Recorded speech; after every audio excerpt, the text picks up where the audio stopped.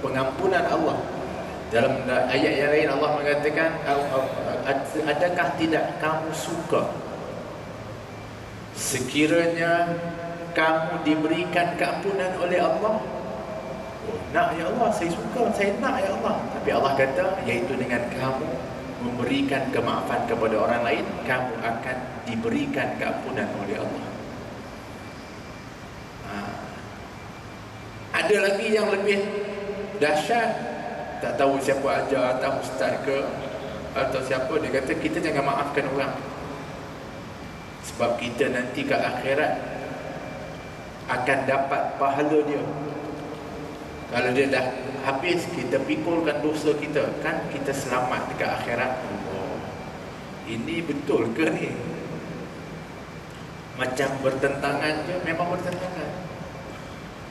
Sebab yang dianjurkan adalah memberikan kemaafan. Dianjurkan untuk memberikan kemaafan. Bahkan Allah Subhanahu wa taala, disebutkan oleh Nabi SAW ketika mana nak melihat akan besarnya fadilat memaafkan itu, diceritakan bukan perihal dunia, ketika dia akhirat, tentang seorang lelaki yang ketika mana dianya berada di hadapan Allah, dia tuntut haknya daripada sahabat dia. Ini sahabat baik kat dunia, seolah-olah saling reda meredai, seolah-olah saling sayang menyayangi. Tapi di akhirat tuntut juga, rupanya di dunia masih lagi ada benda yang dia tak maafkan dan dia tak reda.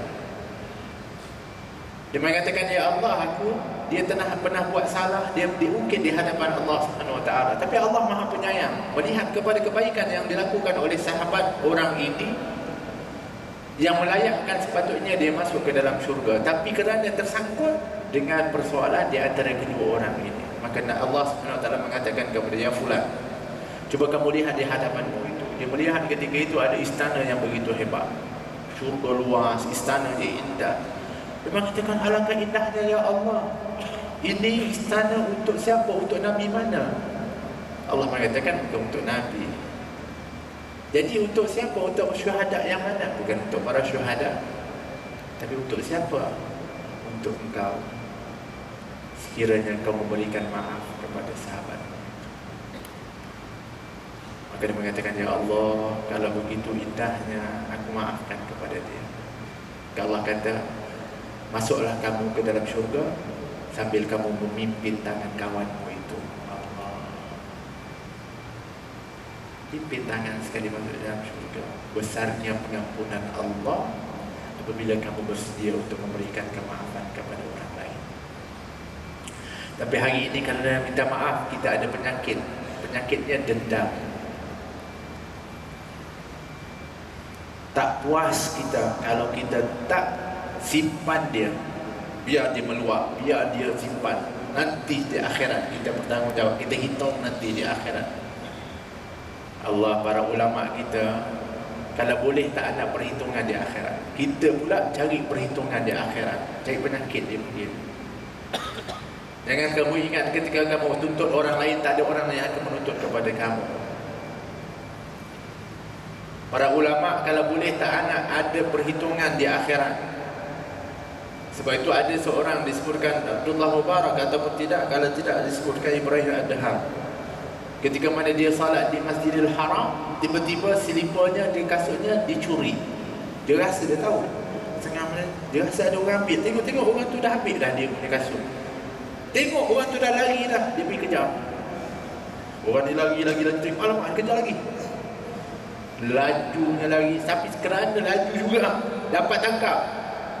Minta ampun, minta maaf, saya ni orang susah, terpaksa curi untuk dapatkan rezeki. Apa kata orang ini mengatakan, dia mengatakan, bukan, aku tangkap kamu, aku nak jumpa kamu, aku nak bagi tahu, nak akad, saya hadiahkan dan saya halalkan kasut ini kepada kamu. Itu je lah. Kenapa tak cakap awal? Penat lagi. Kenapa?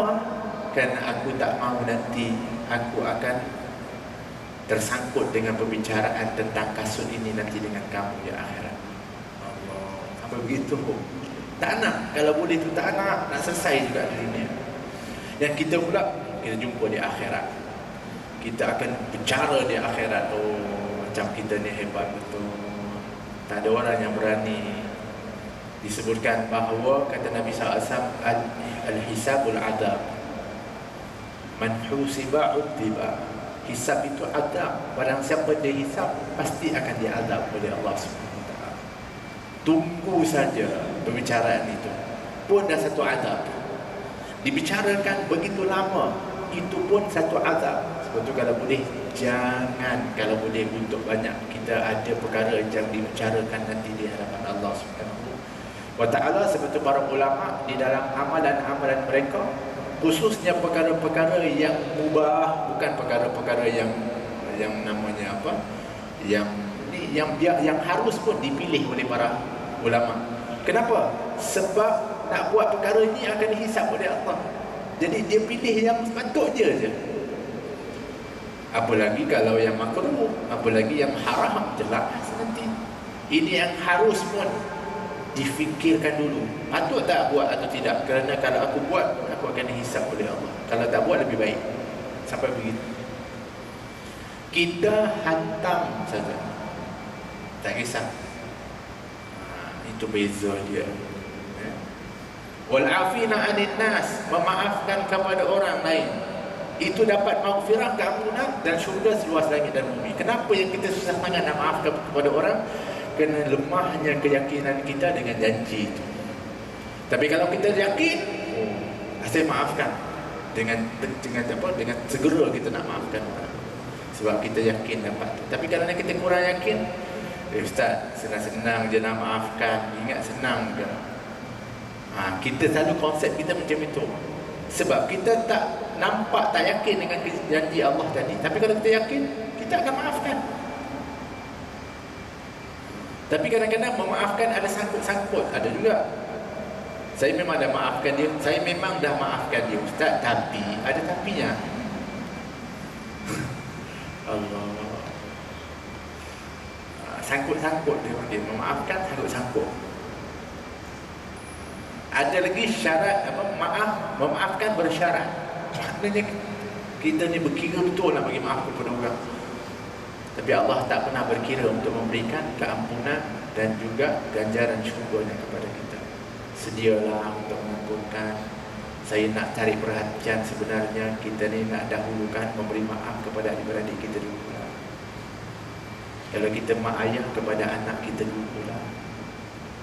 Itu pun kadang-kadang kita tak bersedia nak beri maaf Allah. Sedangkan kita sayang ni, sayang mati macam sayang. Dia sakit, dia susah, kita akan betul. Tapi nak memberikan maaf kadang-kadang berkira kita kepada anak kita. Minta maaf sesuatu. Wahai ibu ayah, maafkan kepada anak. Kerana kemaafan ibu itu mengundang rida Allah. Dan kalau sudah ada rida Allah, maka dia akan mudah. Kalau dia tak baik pun, insya-Allah dia akan jadi baik dengan sebab kemaafan yang kau beri. Tapi selagi mana tidak ada rida, ada masih lagi tersangkut, maka anakmu dalam hidup dalam keadaan tunduk Allah Subhanahu wa taala. Begitu juga dengan adik-beradik yang kita sayang betul. Tak ada orang tak sayang adik-beradik dia. Sayang. Tapi sebab kasih sayang ni lah kadang-kadang dia jadi sensitif dengan adik-beradik. Sensitif betul. Pantang salah sikit merajuk. Pantang salah sikit bermasam muka, tak nak jumpa. Bukan kenapa? Kerana sayang. Sayang betul. Tapi sayang itu membawa mudarat pula. Kenapa? Sebab kita ni kadang-kadang kerana terlalu sayang dan terlalu biasa bersama ni, dia jadi terlalu sensitif sangat. Mudah tersentuh. Nak kalau boleh semuanya baik je. Kalau tak baik itu maknanya kita akan rasa tersinggung betul. Maka yang kita nak dahulukan memberi maaf kepada keluarga kita dulu. Sediakan diri kita untuk memberikan kemaafan. Tadi pun infak, tadi pun dulukan kepada keluarga kita dulu. Yang ini paling susah sekali nak beri bantu kepada adik-beradik. Paling susah. Nak bagi orang lain, bila-bila boleh bagi. Tapi dengan adik-beradik berkira kita, alah dulu masa aku kecil tu bukan dia tolong aku, dia ingat dulu-dulu.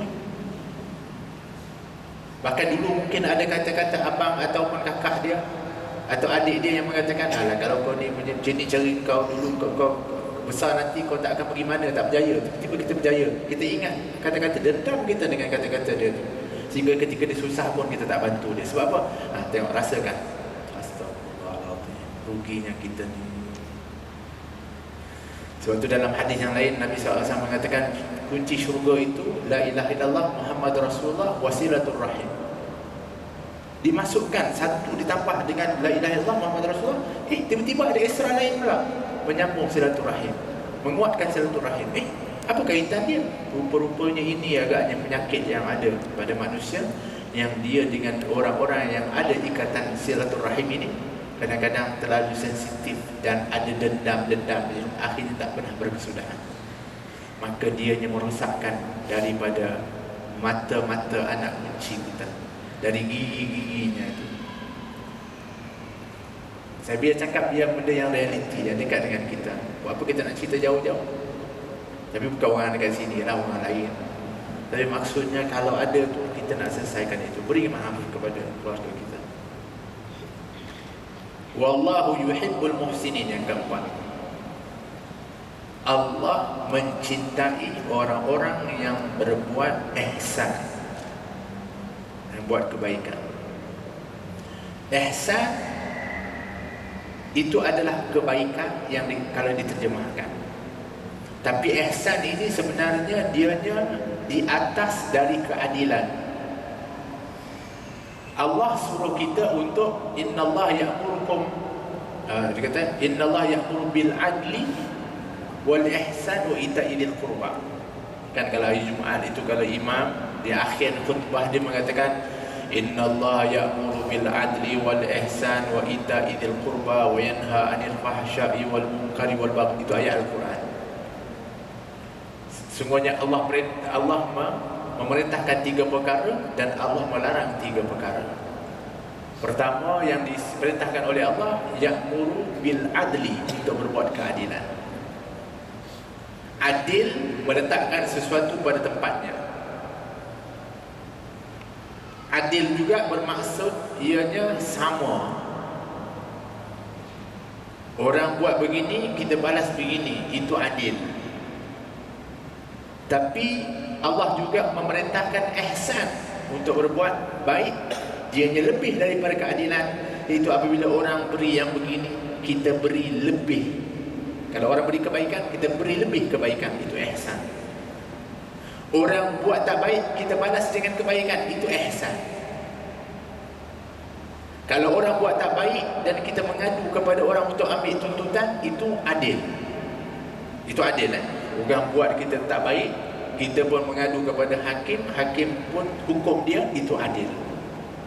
Tapi ihsan, dia buat tak baik, kita balas baik, itu ihsan. Allah cinta kepada orang yang berbuat ihsan. Iaitu kalau orang buat yang buruk, kita balas yang baik. Kalau orang buat yang baik, kita balas yang lebih baik. Ini ihsan. Allah, yang ini yang susah ni. Orang buat tak baik, nak balas baik. Tapi inilah sifat Nabi kita Muhammad SAW, yang juga disebut dalam satu sifat Nabi, dia panggil Al-Hilm, penyantun, yang ianya di atas kesabaran. Orang buat tak baik, kita tahan diri tadi, sabar, tak balas, itu sabar. Tapi Al-Hilm, orang buat tak baik, bukan hanya bersabar, tetapi kita balas yang baik. Apa balasannya? Allah janji, ini janji Allah. Allah mengatakan la tastawil hasanatu wala sayyi'ah. Tak sama yang namanya buruk atau jahat, tak sama yang namanya baik dan jahat, tak sama. Orang yang buat baik lain, orang yang buat jahat lain, tak sama. Dan ianya boleh untuk kita bezakan, kita pun tahu. Maka kata Allah, idfa' billati hiya ahsan. Maka hendaklah kau mempertahankan Perbuatan-perbuatan yang mungkin datang kepada kamu itu, baik yang baik atau yang tak baik, dengan kamu ia memulangkan dengan yang lebih baik. Fa idzal ladzi bainaka wa bainahu adawatun, sehingga kalaupun sebelum ini di antara kamu dan dengan orang tersebut adanya permusuhan, orang itu memusuhi kepada kamu, tapi kamu ini orang yang mana apabila dia buat kepada kamu apa saja, kamu balas semuanya lebih baik. Sebelumnya kata Allah, kamu menjadi musuh di antara satu dengan yang lain kerana kamu balas dia dengan selalu dengan yang baik.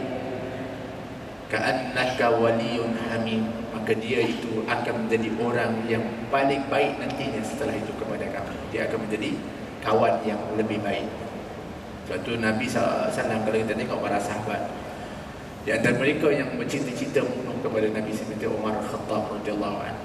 Tapi tengok, setelah Nabi layan balas dia dengan kebaikan, maka dia beriman dan dia orang yang paling membela kepada Nabi Muhammad sallallahu alaihi wasallam. Banyak daripada para sahabat yang lain seperti itu. Jadi tawarannya seperti itu. Sebab itu Allah suruh kita berbuat ihsan, iaitu untuk berbuat kebaikan. Innallaha katabal ihsan ala kulli syai', kata Nabi sallallahu alaihi wasallam. Sesungguhnya Allah menulis dan mewajibkan kepada untuk berbuat kebaikan pada segala sesuatu. Nak buat yang terbaik untuk segala sesuatu. Fa idza dabahtum fa ahsinu dhibhah wa idza qataltum fa ahsinu qitlah. Kalau kamu nak sembelih haiwan ni, haiwan nak kita nak makan ni, pun sembelih dengan yang baik, cara yang baik. Kamu kena tajamkan pisaunya. Kamu tidak boleh mengancam dan menakut-nakutkan dia. Subhanallah, haiwan. Dan kalau kamu nak membunuh pun, bunuhlah dengan yang baik. Baik itu haiwan-haiwan seperti semut ke, sehingga ada larangan untuk membakar dengan api. Kita juga boleh untuk membunuh contohnya tikus, lipas, tapi dengan cara yang boleh, yang baik. Bukan dengan diseksa. Lagi minta maaf, tikus tu yang kita perangkap tu hidup lagi. Nah, ini kami lama betul, habis dapur. Oh, inilah dia kerja dia. Apa yang kita nak buat dengan dia tu? Subhanallah. Kerana kita kadang-kadang kurang sifat ihsan itu. Tapi kalau orang yang sudah ada sifat ihsan, yang nak buat baik, dan salah satu modalnya adalah sifat kasih sayang tu.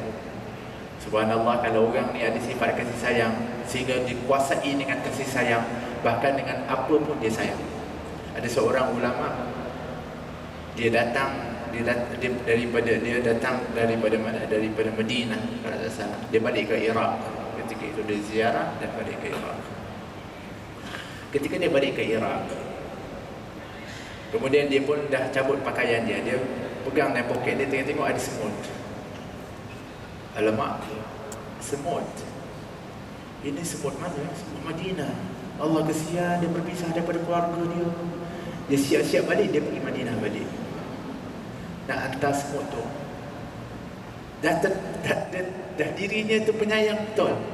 Sampai ke situ dia boleh fikir. Subhanallah. Semata-mata kerana tu. Ini kalau orang sudah dikuasai dengan kasih sayang, sehingga dia melihat semua dengan kasih sayang, seperti Nabi melihat semua dengan kasih sayang. Ini yang kesebenarnya. Tapi taklah kita sampai begitu kan, semua. Tapi subhanallah, sebab begitu halusnya. Bermakna kalau kita ada sifat kasih sayang, sebenarnya kita akan lihat lebih jauh lagi, sehingga kita tak mudah untuk menyakiti, ataupun kita tak rida atas diri kita untuk menyusahkan kepada orang lain. Itu kasih sayang. Tapi kenapa kita sanggup untuk susahkan orang dan sebagainya? Kurangnya kasih sayang dalam diri kita. Ar-Rahimu mayarham, dia kata yarhamuhumur rahman. Orang yang penyayang ini dikasihi oleh Ar-Rahman Allah. Irhamu man fil ardi yarhamka man fis sama. Cintalah, kasihilah siapa yang ada di dunia ini, maka yang di langit akan menyayangi kepada kamu. Ya. Baik. Jadi 4 perkara itu. Kenapa kita susah nak buat? Sebab kita kurang yakin. Kalau kita sebut la ilaha illallah Muhammad Rasulullah, kita kena yakin dengan kalimat itu. Yang kedua disebutkan dalam hadis lain, dikatakan siapa yang menyebut la ilaha illallah Muhammad Rasulullah sidqul sadaqa lisan, dengan dibenarkan oleh lisannya. Maknanya apabila disebut lisannya la ilaha illallah, dia membenarkan apa yang dia sebut itu. Dibenarkan ni maksudnya apa? Maknanya dia akan ikut kepada jalannya. Bermula dari lisan yang menyebut la ilaha illallah, maka ini juga yang mesti dijaga supaya jangan sampai dianya merosakkan kalimat la ilaha illallah Muhammad Rasulullah yang dilafazkan. Bermakna yang nak jaga tu lisan. Apatah lagi pada zaman ini, yang paling disuskan dijaga adalah lisan.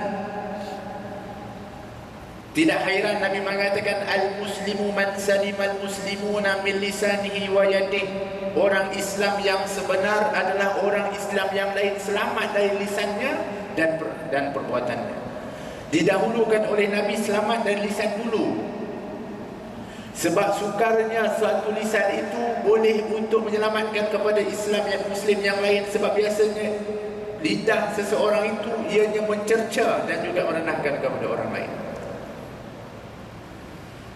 Mungkin kita, kenapa yang kita ni susah sangat nak jaga lisan? Sebab tak berapa kisah sangat. Tak takutkah kita? Nabi mengatakan banyaknya nanti yang akan berada di neraka Allah adalah kerana lidah ini. Nabi pegang lidah Nabi. Cuba begitu. Ini kata Nabi yang paling banyak nanti orang menyebabkan orang masuk dalam neraka. Tapi kita tak kisah. Sebab apa? Sebab kita tak, kurangnya keyakinan kita, tak berapa nak rasa. Jaga lisan tuan-tuan puan-puan. Bukan dia masuk dalam majlis ilmu je, keluar daripada majlis ni lagi. Ini masya-Allah ni okey. Balik keluar je, kejap nak cerita sikit. Jagalah tuan-tuan lisan kita ni. Memang tak susah, tak senang, tapi memang kita perlu ada kekuatan. Sebab tu lisan, lidah ini Allah jadikan mulut, bibir kita, gigi ini sebagai pagar. Telinga mana ada pertahanan, lidah ada gigi, ada bibir untuk nak tutup supaya kita boleh jaga dia. Macam mata juga pun begitu juga. Sebab mata pun banyak yang merosakkan, maka dia ada kelopak mata untuk kita nak tutup. Semua yang ada penutup ni maknanya bendanya bahaya. Yang perlu untuk dijaga. Oleh kerana itu, nak jaga lidah ini. Sadaqa lisanuhu, sebut la ilaha illallah, dibenarkan dengan lisannya dan jaga lisannya juga, supaya tidak dianya mencemarkan kalimat la ilaha illallah Muhammadur Rasulullah sallallahu alaihi wasallam. Kemudian disebutkan yaquluha haqqan min qalbihi, dan hendaklah dia bercakap itu dengan benar dari lahir daripada hatinya. Dalam hadis yang lain, iaitu orang yang menyebut la ilaha illallah Muhammadur Rasulullah, dianya dibenarkan daripada hatinya. Baik, apa yang maksudkan dibenarkan dengan hatinya? Dia kembali kepada sabda Nabi, ala inna fil jasadi mudghah, fa idza saluhat saluhal jasadu kullu, wa idza fasadat fasadal jasadu kullu, ala wahiyal qalb. Dalam diri seorang itu ada sekentul daging. Kalau baik daging itu, baiklah seluruh anggota badannya. Kalau tak baik, tak baiklah seluruh anggota badannya. Apa dia? Itu adalah hati. Bermakna kalau benar hatinya la ilaha illallah Muhammadur Rasulullah, benar membenarkan dalam hati, maka lahirlah daripada segala amal, daripada panca inderanya, baik itu dari perbuatan dan sebagainya, lurus dengan kalimat la ilaha illallah Muhammadur Rasulullah. Mata nak lihat, ingat la ilaha illallah Muhammadur Rasulullah, maka hati akan melahirkan pandangan, yang pandangan itu membawa ridha Allah, bukannya murka Allah.